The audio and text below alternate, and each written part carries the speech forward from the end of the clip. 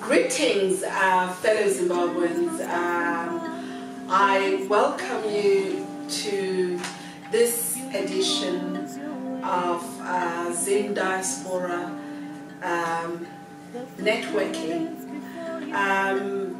As you know, we have embarked into the new dispensation, and many Zimbabweans across the diaspora and at home are in a stampede to showcase themselves and to present their projects in order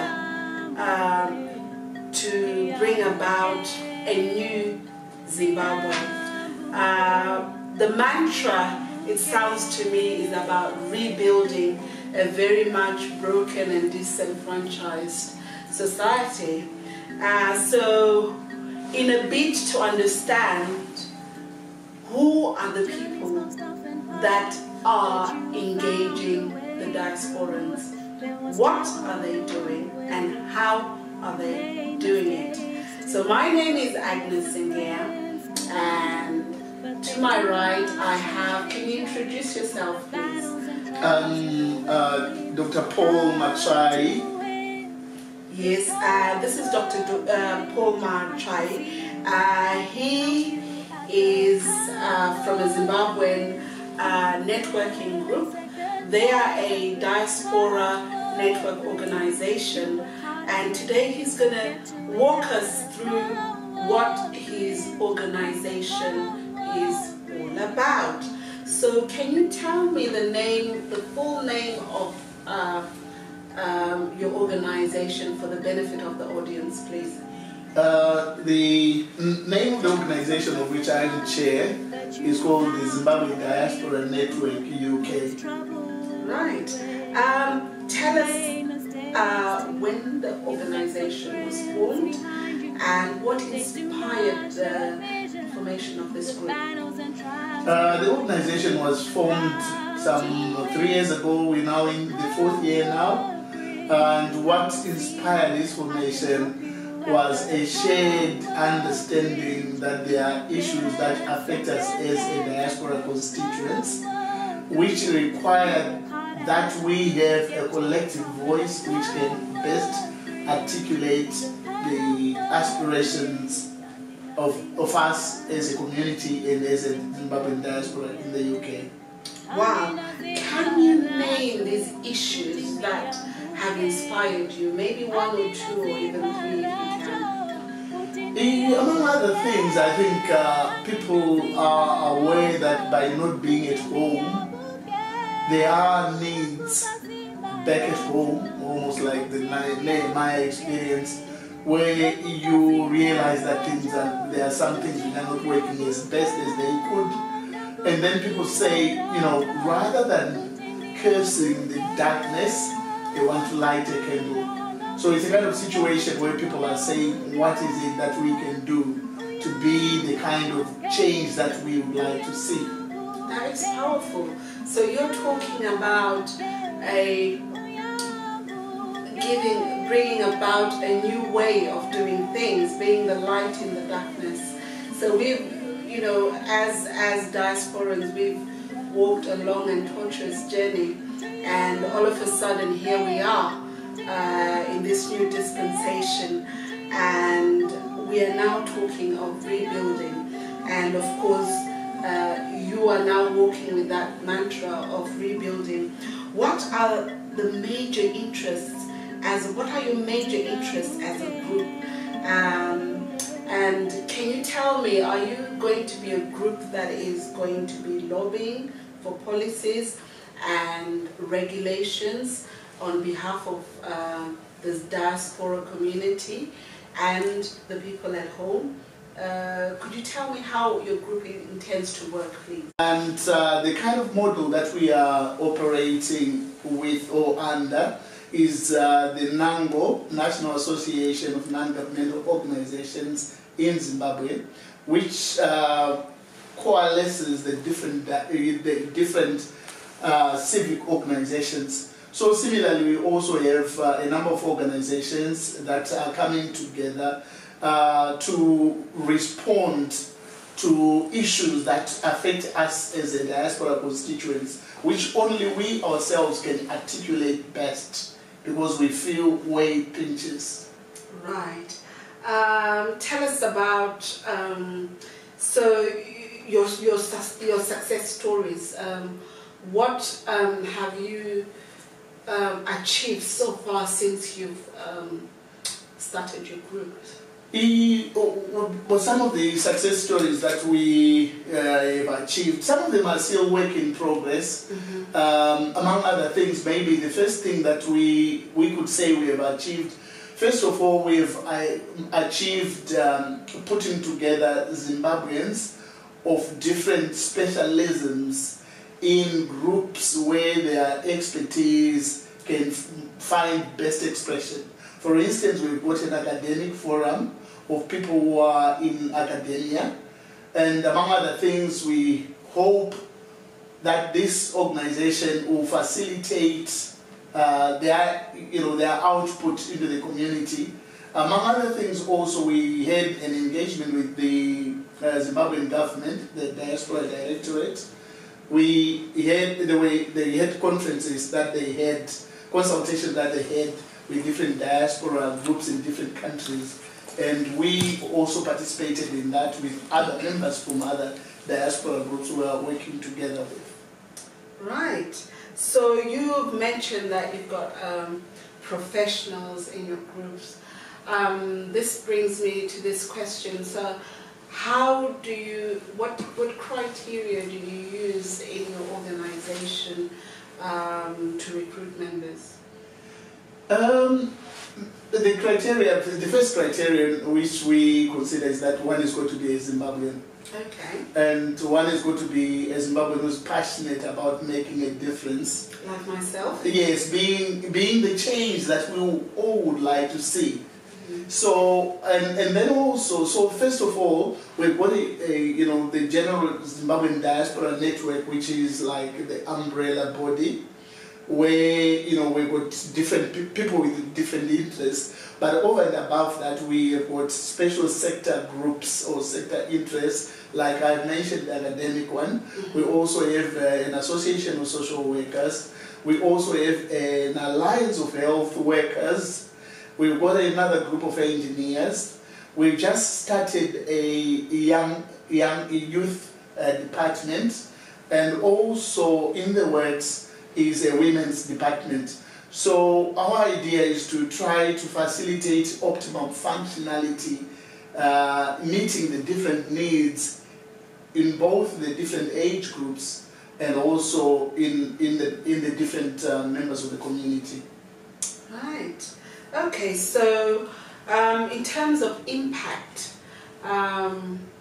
so you've talked about the diaspora and you've talked about back home in Zimbabwe. To anybody who's listening right now, how do you intend to have an impact on fellow Zimbabweans that they will want to find your organizations and make use of it? I know that you're not reinventing the wheel, so yes, there are many organizations already in the diaspora that are doing many different things. Yes. How does your organization stand unique in terms of impacting Zimbabweans? There has been a crying need, which has often been said by even the government, to say, when we want to speak to the people in the diaspora, whom do we speak to? Good as it might be that they're already individual groups, some which are maybe individual oriented because it's one person who started that organization, but beyond that there is need to have a coalescence of our collective aspirations. And the Zimbabwe Diaspora Network is one such organization. Not only, but there are sister organizations in other countries whom we are having, some networks with. Like in North America, there is the Zimbabwe Diaspora North America. We also have a transnational diaspora executive platform where we've got members from different national diaspora organizations. So when it comes to engaging the government, for instance, we have that shared kind of, we compare notes with different diaspora organizations, and together we enrich each other's experience and also find how we could, one of the things we were intending to do is to have an international diaspora conference where we are going to, the theme is mainstreaming the diaspora in national development. Okay. So when it comes to that conference, we are appreciative that this is a platform where we've got a lot of resources worldwide amongst the Zimbabwean community. So this will be a unique experience to engage the policymakers and then craft something which speaks to the aspirations which are there, to say, how do we really energize this collective will that is there? How do we strategically position ourselves to be able to have deliverables which we can concretely, handle and say, this is, yes, we've made these first steps, the next steps are A, B, C, D, going in that direction. Okay. I know ZDN, so it's a group, but are you in any form or shape attached to any political party? The Zimbabwe Diaspora Network is non-partisan. Right. Although we are conscious that if we seek to be the difference that we want to see, then the ZDN membership in the wider Zimbabwean community is going to be involved in the party of their choice. So we are encouraging participation, but that's up to the individual to see, shall I go for ZDNUK, shall I go for MDC, APA, and all the other, parties that are available. But what we're trying to say, we want a governance which is underpinned by accountability, transparency. So these are some of the core values that we operate by. And we want to engage, but in a non-partisan way. Right. So when you say you want to engage in a non-partisan way, do you mean that you have different groups and different people from different backgrounds, regardless of whether they are ZDNUK, MDC, doctor, professor, nurse? Are those the type of people that are forming your group? Indeed, yes. You will appreciate, in our wider ZDN network, you've got people from ZDNUK, and they come out quite clearly and say, this is who I am. So MDC and all the other parties. And in terms of our ground rules, we've got ground rules where we need to be sensitive to the plural nature of the experience, the political experience in our midst. Mm-hmm. So we can engage in national issues, but being sensitive that in the ultimate, I am my brother's keeper, I am my sister's keeper. Hello, Itai Machipisa. Welcome to the second part of our program. And so we've been talking about the Zimbabwe Diaspora Network, and you've been listening the whole time we've been having this conversation. What's your take on all the stuff that we've talked about? Well, nice to meet you, brother. Nice to meet you too, thank you. My take is obviously from the skeptical side. I have to have the skeptical side as well. So, my first question is, when it comes down to your criteria and principles for having people as members, you say there's, in terms of joining, they have to pay a £20 fee. But then, if they have joined and you discover that these are weeds, how do you weed them out? As in, let's say, for example, they are fraudsters. Maybe the way we can weed them out is that it all depends on, fraudsters would need access to whatever resources. So that would come with the responsibility, that is assigned to them. So before somebody becomes an executive member, for instance, we need to be quite sure of who they are in terms of their standing. And, you know, sometimes, you know, you might get to know people quickly, and sometimes people with ulterior motives, sometimes it shows, you know, when you're working with them. So in that case, then we would not allow them to take, you know, positions where they could have access to abuse of whatever. Of course, I was listening. You did mention that you are not allowed to have those positions if you're aligned to a political party. Not so much aligned, but when you're a holder of political office, you know, a political Is that position. an executive position? Yes, if you've got an executive position in a political party, because we are working with different political parties and people who have no parties in ZDN, there will be a conflict of interest if, you know, if party functionaries, you know, become executive members. Okay. All right.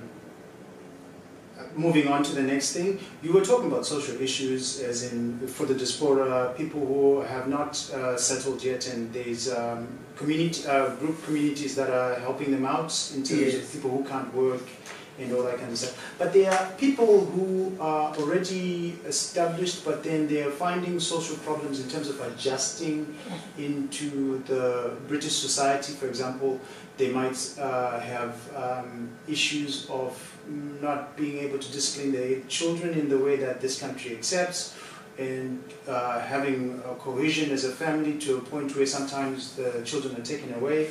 Are there any examples of, any actions that you are thinking of that can help those kind of situations? Among other things, I think we have set up a youth department where, among other things, we want to have like an annual conference where issues that affect our young people can be dealt with. So we could have thematic coverage, you know, varying from year to year. And then in addition, the social workers, we've got social workers, and like in one of the conferences, we've got a sister organization called Zimbabwe Christian Men's Fellowship. So having appreciated the needs, like some of these family needs in the community, the social worker was one of the main speakers who was addressing those issues. So it could be a situation also where we're saying, or social workers, then they say, what are our priorities? What are the needs that we as a specialist group can address? And then through that, whether it might be through a conference or through some seminars or any kind of sharing of notes, that could also help. If I could add, I think you would need to engage with men, especially young Zimbabwean men. There are a lot of them that are experiencing mental health issues as well, because of course they haven't adjusted. Some of them are, well, finding it difficult to have a family life in a structure that they don't understand. So I hope you tackle that issue as well. Yeah, that will be one of the challenges, I think, which needs to be met, and particularly amongst young people. Like you are saying, some of the young people, maybe they might even have gone through university, but they are failing to really settle down and get a job. So we will provide the kind of facility where there will be mentoring as well. So we could have a conference for the annual youth conference, and then we've got specialists in different areas who can provide some kind of academic, some career mentoring to young people who either have trained in those areas or who could be interested in training in those areas. And when it comes down to your involvement with the Zimbabwean government, you say you, as I was listening, you would engage with them in terms of advocating for policies or situations where they will be beneficial for the diaspora. Yes. But then, well, when it comes down to that, does it mean if your interests conflict with the interest of the people who are in Zimbabwe, that would be okay with you? I think first and foremost, like Mrs. Zengeya mentioned the issue of some kind of rebuilding, the Nehemiah kind of spirit. So the idea of rebuilding is not only rebuilding or maybe what is happening here in the diaspora, but also back home. So there is some kind of synergies that that resonate between the diaspora and the people at home. So in terms of issues of governance, for instance, and accountability, and the respect for the rule of law, and adult suffrage, one man, one vote, and the respect for that kind of decision is cross-cutting, not only the diaspora, but it's a human right. I think it's an issue that people all would like to see, to say, bearing in mind the kind of sacrifice that have birthed in Zimbabwe, the least that we can do is to police those imperatives, where people should be given the right to self-determination, choosing the party of their choice. Which is very critical. Yes, so very interesting discussion I've been listening to between the two of you, and also that brings to you face to face the kind of questions that many Zimbabweans might want to ask. Yeah. And also that you will have to answer, and I'm sure you'll have many more to answer. But in this edition, it has been great telling our own stories as Zimbabweans and walking in the path of unity and nation building and understanding each other on how we can best coordinate and knowing who is doing what and where they're doing it. And speaking of where, Dr. Matsvai, to round off, can you tell me, if somebody wanted to get hold of you today or tomorrow, how best can they get in touch with you? They can get in touch with us through, we've got a website, ZDN.org, which they can access. And also, I wonder whether I can give my contact number. It could be one. They could also. You can give them the website. It should be sufficient. Yeah. So and also the other thing, I think the other way of getting in touch would be also through the other member organizations. We are in the process of building up and updating our website so that we can reflect the member organizations which are there. There will be the contact details as well. So just to cut you short there, is this the www.zdn.org website? Yes, that's the website. If somebody wanted to get hold of you, they could start by going to your website, even though it's in the process of being upgraded. Yes. So anybody who wants to get in touch with the diaspora, Zimbabwe Diaspora Network, you can find it on www.zdn.org. And this is Dr. Matsvai. Dr. Matsvai, just a word before you go. Where do you see, coming back, looking back where you were, where you came from, in terms of the group, and where you are now and where you're going, what does the future look like? The future is very promising. We've made some first steps, but very sure steps. And what we have managed to date is that we have got functional groups like the Zimbabwe Health Alliance under the leadership of Dr. Chireka. They are coordinating work amongst the Zimbabwean health groups in the diaspora, in the UK diaspora.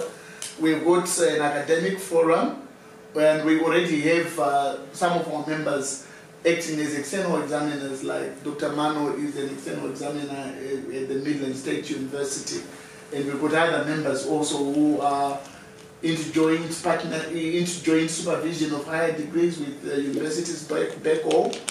and we have a social workers group which is quite vibrant. It's not been functional for a long time, but the amount of interest and the passion that the group has is very, very So what is the number of your membership to date? Would you have a number? We could talk about 200 members in the different groups, but not really. Wow, 200. Yes, so far. When it comes down to it, there must be milestones that you use to measure. Today's date is the 3rd of April 2018. Yes. Now, when it comes to next year on this date, are there any things that we should be looking at that you would have done or that are in the process right now? Your goals, right? Yes, Talking about your goals. Our goals, yes. One of the goals that we have is to have an international diaspora conference, which the theme for that will be mainstreaming the diaspora for national development. And this is an international diaspora conference where we will also have the participation of other national diaspora groups like ZDNUK in North America and others worldwide. And what we are hoping to do is really to have a strategic plan to say, how can the diaspora be engaged as active players in kind of crafting the kind of Zimbabwe that we all want. Oh wow, that is really powerful. So crafting the Zimbabwe we want, just because of time, we're going to have to round off. But I really wish you well in the future, and hopefully Zimbabweans will want to be part of this bus that you have embarked on called Zimbabwe Diaspora Network, and hopefully they'll get in touch and try and find out a little bit more of what we haven't exhausted. But from me, Agnes Zengeya, and from me as well, it's my pleasure. Thank you so much for listening. There is a lot that we can do together. And you are the missing part that we have all been waiting for. Right. So there you get it. Itai, any last comments? Well, I will just say next year we'll just try to have this conversation again and see if we can actually tick off the boxes by then. Yes, so thank you very much. And really, what I've seen is that you've got academia, intellects, and you've got the ordinary people, and you've got groups, and you've got the word nation and unity and rebuilding and weaving the Zimbabwe that you want. For me, for you, for the next generation, I'd like to say thank you and see you in our next edition. Thank you.